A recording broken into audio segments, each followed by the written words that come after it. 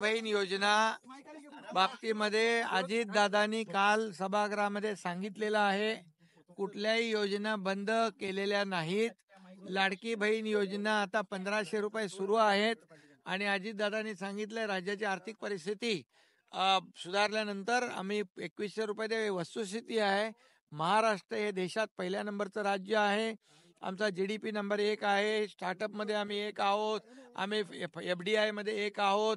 आमच्याकडे 10 lakh कोटीचे infra project आज सुरू आहेत. महाराष्ट्रामध्ये इंडस्ट्री मोठ्या प्रमाणावर येते. महाराष्ट्र इंडस्ट्री फ्रेंडली स्टेट आहे.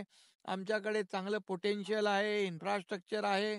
आज नवीन आम्ही एअर कनेक्टिव्हिटी करतोय. दुसरं एअरपोर्ट नव्या मुंबईत होत आहे. तिसरं एअरपोर्ट वाढवणला होतंय. वाढवणचा पोर्ट होतोय. त्याचबरोबर रेल कनेक्टिव्हिटी, एअर कनेक्टिव्हिटी, त्याचबरोबर रोड कनेक्टिव्हिटी या आणि पोर्ट कनेक्टिव्हिटीवर आम्ही भर दिलाय. त्यामुळे एवढ्या मोठ्या प्रमाणावर ज्या राज्यामध्ये प्रोजेक्ट सुरू आहेत, इन्फ्रा प्रोजेक्ट, मेट्रोचा प्रकल्प सुरू आहेत, त्यामुळे अर्थव्यवस्था जी आहे आमची मजबूत होणारच आहे. आणि नीती आयोगाच्या म्हणण्याप्रमाणे $1 ट्रिलियन तर पूर्ण राज्याची नाही, $1.5 ट्रिलियन फक्त मुंबई MMR मध्ये पोटेन्शियल आहे. त्यामुळे लाडक्या बहिणींच्या आशीर्वादाने आमचं सरकार पण आलंय, लँडस्लाईड मॅन्डेट पण मिळाले.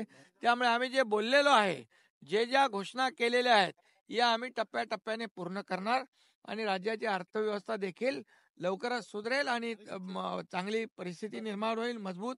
आणि लाडक्या बहिणींना देखील जे आम्ही बोललो 2100 रुपये ते